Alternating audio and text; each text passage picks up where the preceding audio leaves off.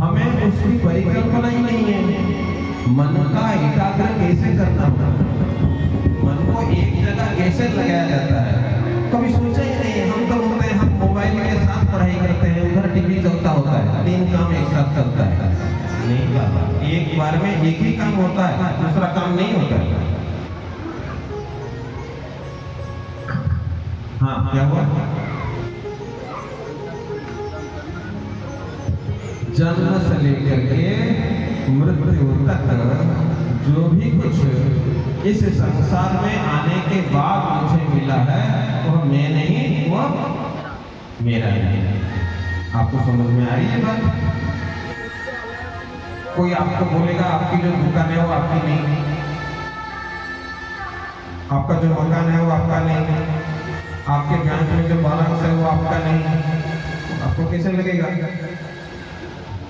पर इतनी अगर समझ जाएंगे तो उसको खोने का डर रहेगा क्या? हम जब चलते हैं हम थोड़ी चलते हैं, कौन चलता है? बोलो।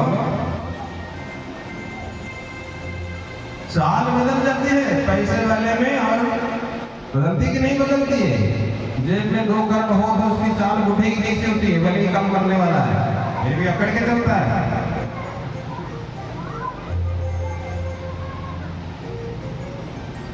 संसार के अंदर जब हम आए,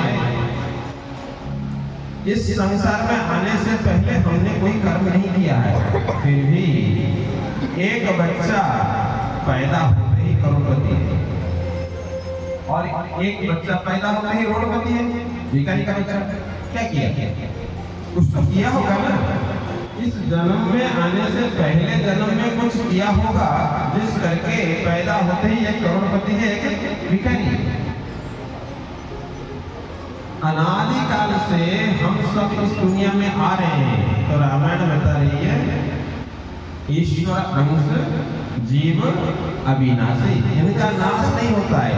एक शरीर से निकलता है फिर दूसरे शरीर में जाता है। पुनरपि जननम पुनरपि मरणम पुनरपि जननी जठरे शयनम इह संसारे बहुदुस्तारे कृपया पारे त्राहि मुरारे भज गोविंदम भज गोविंदम गोविंदम भज घोरमते संप्राप्ते सन्निहिते काले नहीं रक्षते दुःखिं करणे भज गोविंदम भज गोविंदम गोविंदम भज घोरमते।